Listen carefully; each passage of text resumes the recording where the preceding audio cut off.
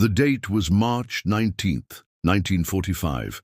The Third Reich was crumbling, but Hitler's elite SS divisions were far from finished. In a small German town called Hammelburg, deep behind enemy lines, 1,500 American prisoners of war sat trapped in what would become one of the most controversial rescue missions in World War II history. What happened next would test the limits of military protocol, personal loyalty, and the very definition of heroism itself. General George S. Patton stood in his command post, staring at intelligence reports that made his blood run cold. His son-in-law, Lieutenant Colonel John K. Waters, was among those prisoners.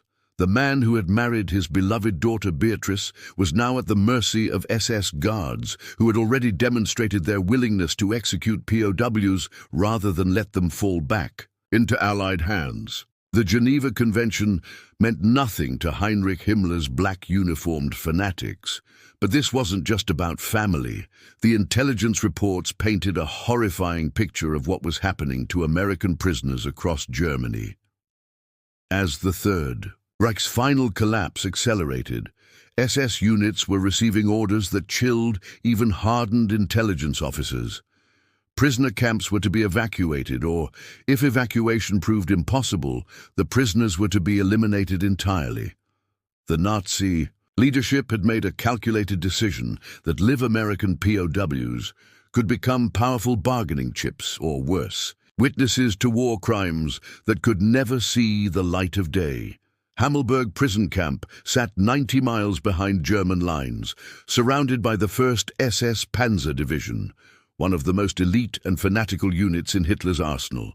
These weren't conscripted Wehrmacht soldiers who might surrender when faced with overwhelming odds. These were true believers, men who had sworn personal oaths to the Führer and would fight to the death rather than face the shame of surrender. They had already proven their ruthlessness at Malmedy, where they had machine-gunned 84 American prisoners in cold blood. The official channels said, wait. Supreme Allied Commander Eisenhower's staff argued that a rescue mission so deep behind enemy lines was suicide. The prisoners would be liberated when the advancing Allied armies reached them in the natural course of the war's final phase. It was the logical choice. The safe choice, the choice that would save Allied lives and resources for the final push into Germany's heartland. But George Patton had never been a man to choose safety over boldness. As he studied the maps spread across his desk, a desperate plan began to form in his mind. Task Force Baum would consist of just 307 men, 16 Sherman tanks, 27 half-tracks, and 7 jeeps. It was a ridiculously small force to penetrate. 90 miles of enemy territory, fight through an SS division and extract 500 prisoners. Military textbooks would call it impossible. Patton called it necessary. The mission commander would be Captain Abraham Baum, a tough 24-year-old tank officer from the Bronx, whose aggressive tactics had already earned him a reputation as one of Patton's most reliable commanders. Baum had fought his way across North Africa, Sicily, and France, but nothing in his experience had prepared him for what Patton was about to ask of him. When Patton briefed Baum on the mission, he didn't mention his personal connection to the prisoners. Military historians would later debate whether this omission was a betrayal of trust or a necessary deception to ensure mission focus. What Patton did emphasize was the intelligence indicating that prisoner massacres were imminent across the German front. Every day they delayed meant more American soldiers would die not in combat, but in cold-blooded execution. Task Force Baum rolled out on the morning of March 26, 1945, under cover of pre-dawn darkness. The weather was miserable, with freezing rain turning the German countryside into a treacherous maze of mud and ice. Radio silence was absolute. If the mission failed, there would be no rescue for the rescuers. The first obstacle came just 20 miles into enemy territory. German scouts had spotted the American column and radioed ahead to Wehrmacht units that still maintained discipline despite the Reich's collapse. What followed was a running battle through German villages where every window could hide a Panzerfaust. Anti-tank weapon, and every crossroads could become a killing field. Baum's tactical genius began to show itself in those first crucial hours. Rather than fighting his way through every German strongpoint, he used speed and deception to bypass major resistance. His tanks would charge toward one village, while his half-tracks circled around to attack from an unexpected direction. The Germans, still thinking in terms of conventional warfare, couldn't adapt quickly enough to Baum's constantly shifting tactics, but the 1st SS Panzer Division was different. As Task Force Baum penetrated deeper into German territory, they began encountering the elite unit's forward elements. These weren't confused Wehrmacht soldiers retreating toward Berlin. These were SS veterans who had survived the Eastern Front's hell and knew every trick of armored warfare. They had been expecting an American rescue attempt and had prepared accordingly. The first serious SS ambush came at a bridge crossing near the village of Gemünden. The SS had positioned Panther tanks in hull-down positions on the far side of the river, their long-barreled guns perfectly positioned to destroy any American vehicle that attempted to cross. Behind them, SS infantry with Panzerschreck rocket launchers waited in carefully camouflaged positions. Baum realized immediately that a frontal assault would be suicide.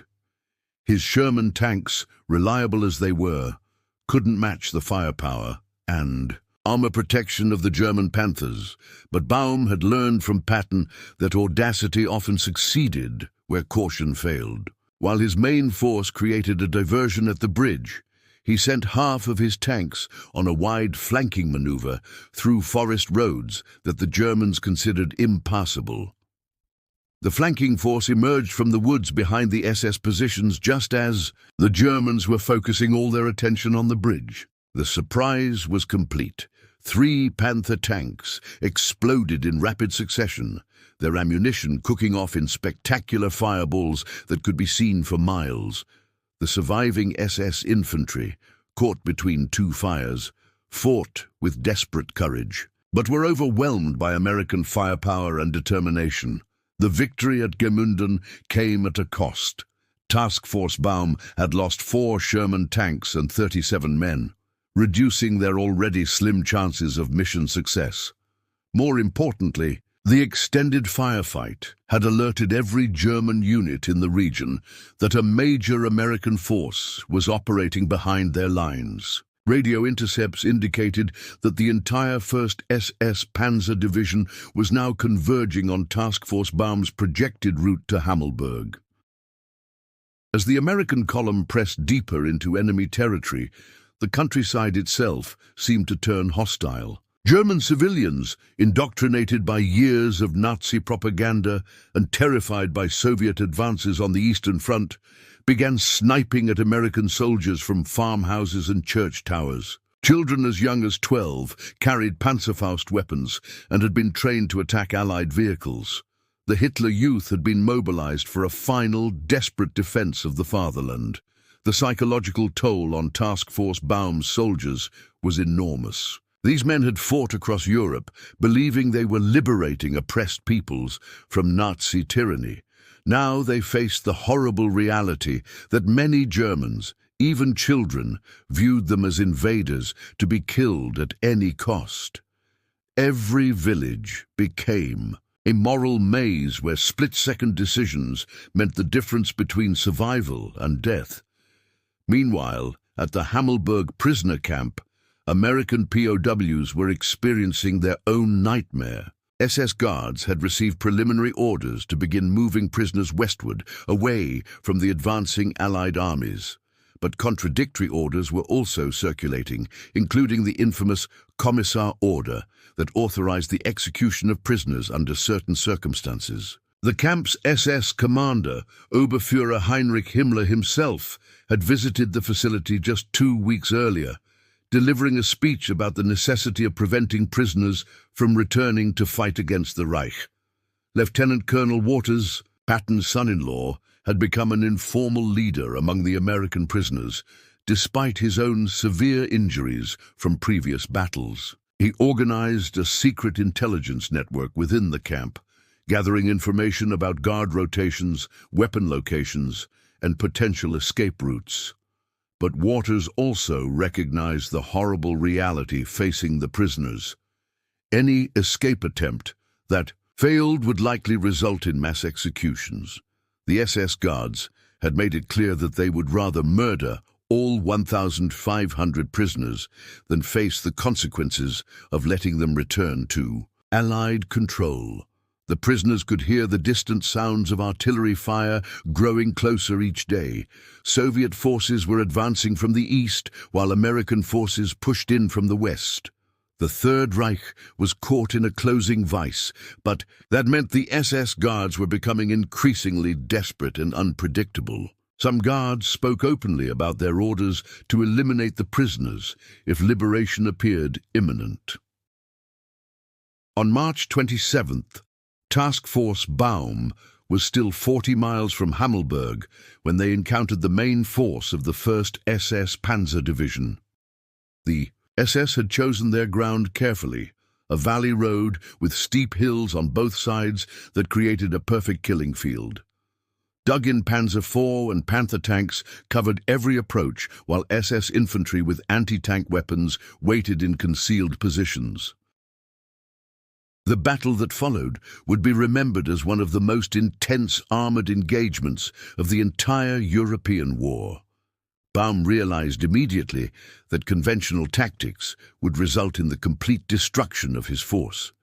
Instead, he ordered a desperate charge straight at the strongest point of the SS defensive line, gambling that the Germans wouldn't expect such an apparently suicidal assault. The gamble paid off. The lead Sherman tank, commanded by Sergeant Joe Randazzo from Chicago, smashed through the SS lines before the Germans could coordinate their fire. The tank's 75mm gun destroyed 2 Panthers at point-blank range, while Randazzo's driver, Private First Class Mike Sullivan, kept the Sherman moving at maximum speed to avoid German return fire. Behind Randazzo's tank, the rest of Task Force Baum poured through the gap in the SS lines. American half-tracks sprayed machine gun fire at SS infantry positions, while the remaining Sherman tanks engaged German armor in a series of individual duels that tested the skill and courage of both sides.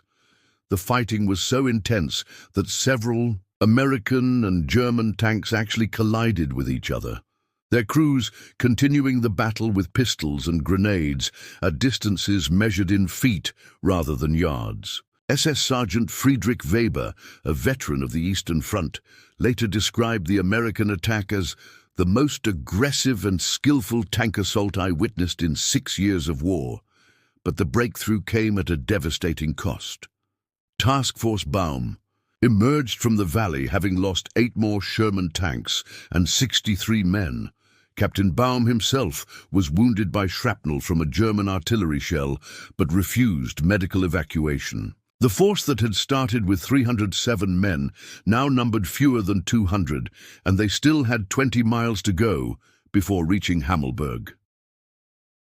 The SS commander, Oberfuhrer Karl Brenner, was furious at being outfought by what he considered a small American reconnaissance force. He immediately ordered his remaining units to pursue Task Force Baum, while simultaneously dispatching orders to the Hammelburg camp guards to begin immediate evacuation procedures for all prisoners.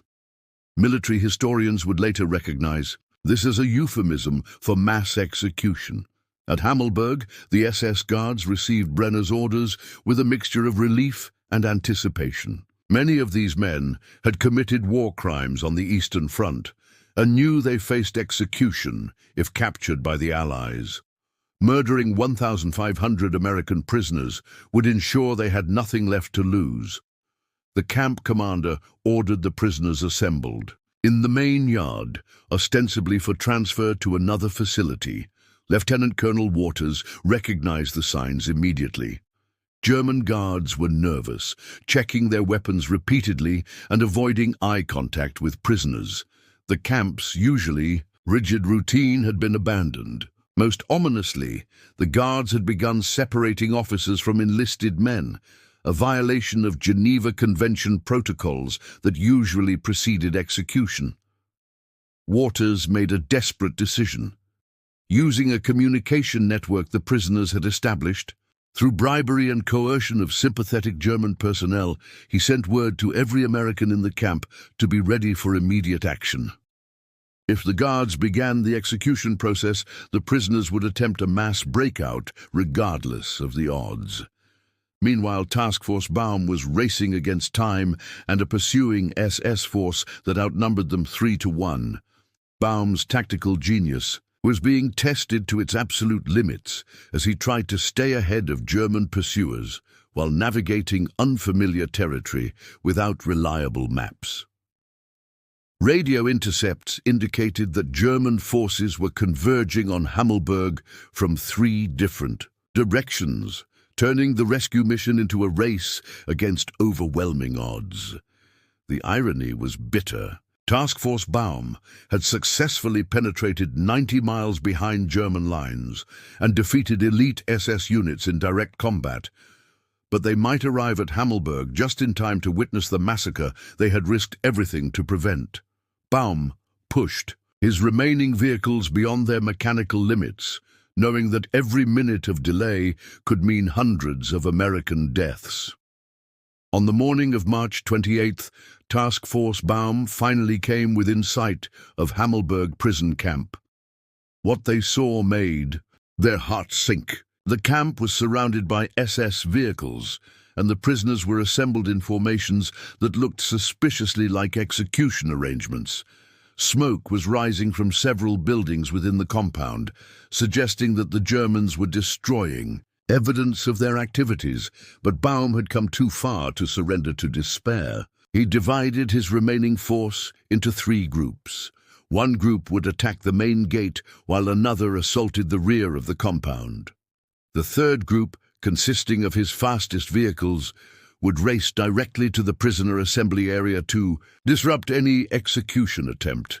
The final battle of the Hammelburg rescue mission began with American artillery fire that had been carried along specifically for this moment. Task Force Baum's self-propelled guns opened fire on SS positions around the camp perimeter, creating enough chaos and destruction to mask their actual numbers.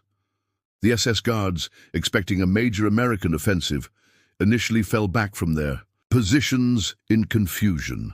Baum's lead Sherman tank crashed through the camp's main gate just as SS guards were beginning to herd prisoners toward what prisoners would later describe as freshly dug trenches. The tank's machine guns opened fire on the SS guards, while its 75mm gun destroyed German vehicles and fortified positions within the compound.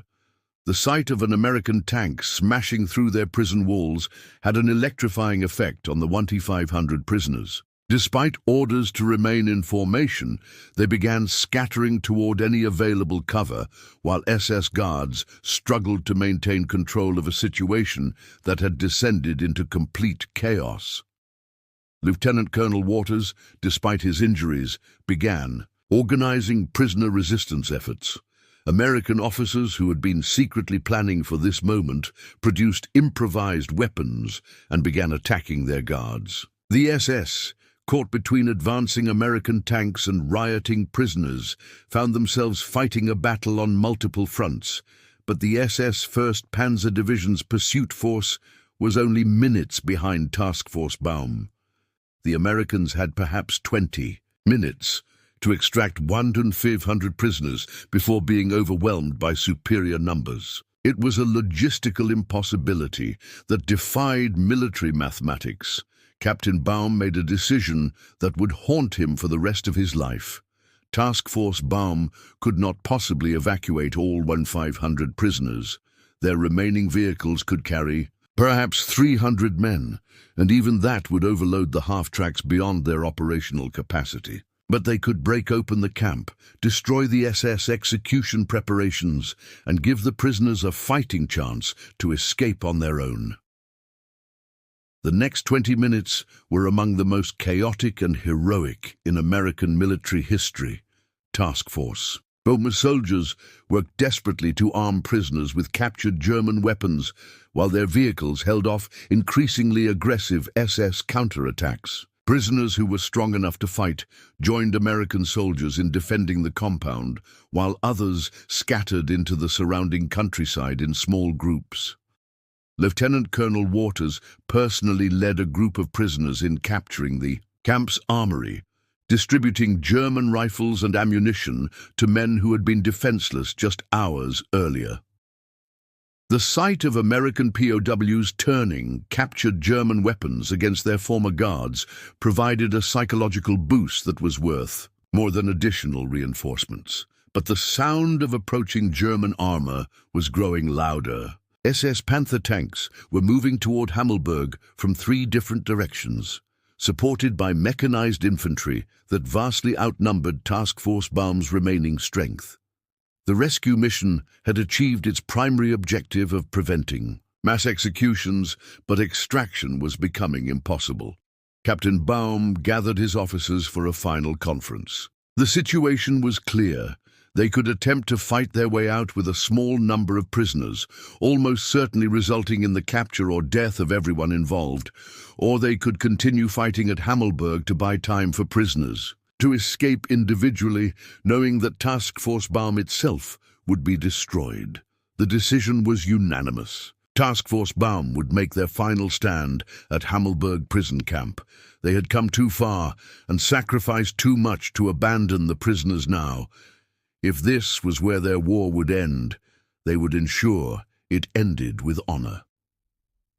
The final battle began when SS Panther tanks appeared on the hills surrounding Hammelburg. The German armor had overwhelming firepower advantages, but they also faced a tactical nightmare. The American defenders were positioned among buildings that contained 1,500 prisoners, making the use of heavy weapons extremely dangerous. The SS couldn't simply blast Task Force Baum out of existence without murdering the prisoners they had planned to execute anyway.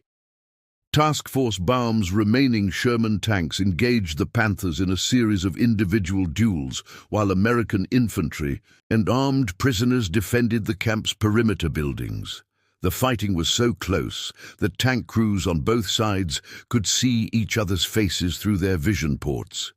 German and American soldiers fought room-to-room battles within prison barracks, while artillery fire from both sides turned the camp into a hellscape of smoke and destruction.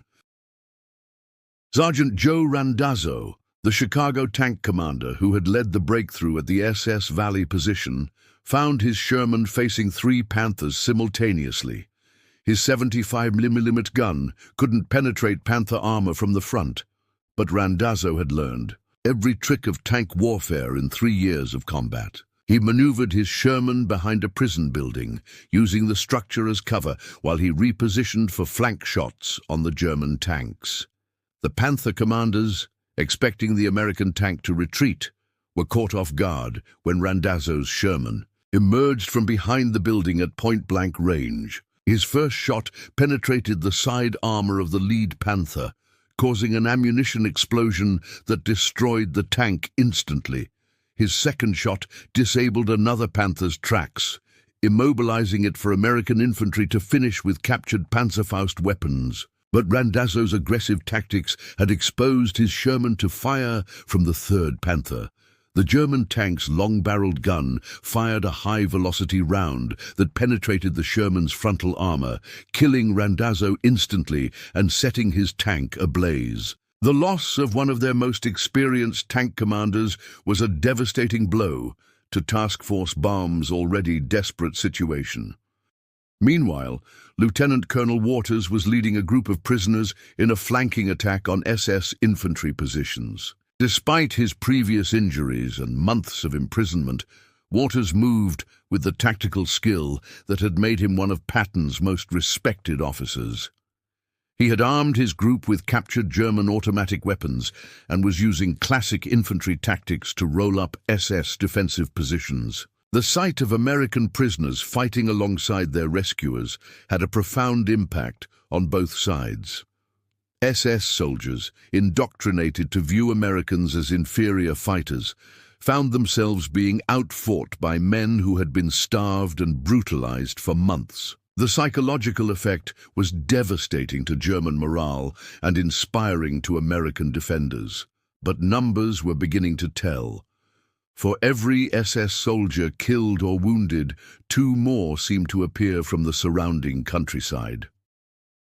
The 1st SS Panzer Division was throwing everything they had at Hammelburg, determined to prevent the humiliation of being defeated by a force they outnumbered 10-1. As the afternoon wore on, Task Force Baum's ammunition began running critically low. American soldiers were scavenging rounds from disabled German vehicles, while prisoners armed themselves with bayonets, entrenching tools, and improvised weapons. The battle was degenerating into the kind of close-quarters combat that favored desperate men with nothing left to lose. Captain Baum, wounded and exhausted, realized that his force had accomplished something unprecedented.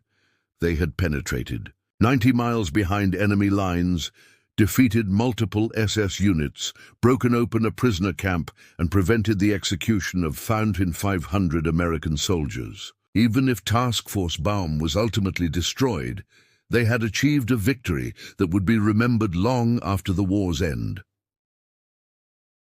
The final phase of the battle began at sunset.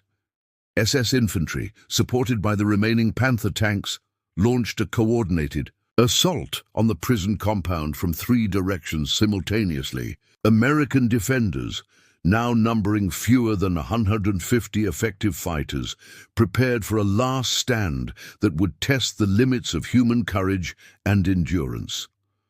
In the gathering darkness, individual acts of heroism became the stuff of legend. Private First Class Mike Sullivan, Randazzo's former driver, single-handedly held a machine gun position for 2 hours against repeated SS attacks, firing captured German ammunition until his weapon overheated and jammed. Technical Sergeant Robert Cohen from Brooklyn led a bayonet charge that broke up an SS assault just meters from the camp's medical facility where wounded prisoners were being treated.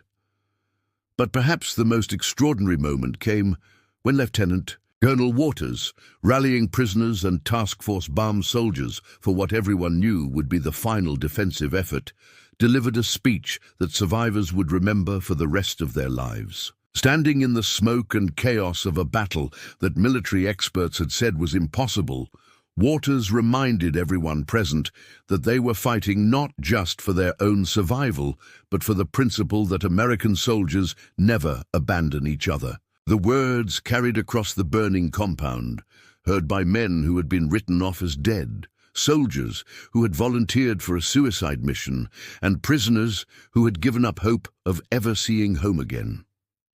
In that moment, the distinction between rescuers and rescued disappeared. They were all American soldiers, fighting together against an enemy that represented everything their nation opposed.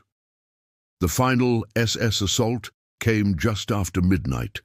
German soldiers, many of them teenagers drafted into service during the Reich's death throes, advanced through the smoke and destruction with the kind of fanatical courage that made the SS both feared and despised. They had been told that capture meant execution, torture and dishonor, so they fought with the desperation of men who had nothing left to lose.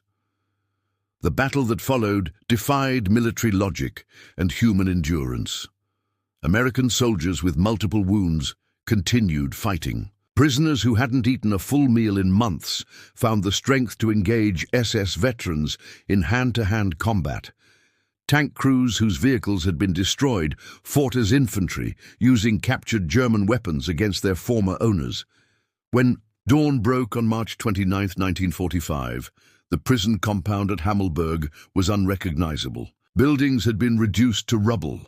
Vehicles lay scattered like broken toys, and the ground was littered with the debris of one of the war's most desperate battles. Smoke still rose from burning tanks and buildings, creating a hellish landscape. That looked like something from a medieval vision of damnation. But American voices could still be heard calling out positions, coordinating defensive efforts, and caring for wounded comrades. Task Force Baum, reduced to fewer than 50 effective fighters, still held portions of the compound. More importantly, they had succeeded in their primary mission. No American prisoners had been executed. The SS plan for mass murder had been disrupted completely. The arrival of the main Allied advance ended the Battle of Hammelburg prison camp. American forces advancing toward Berlin encountered the compound and found a scene that would be investigated and analyzed for decades afterward. Task Force Baum had achieved what military textbooks said was impossible, but the cost had been enormous.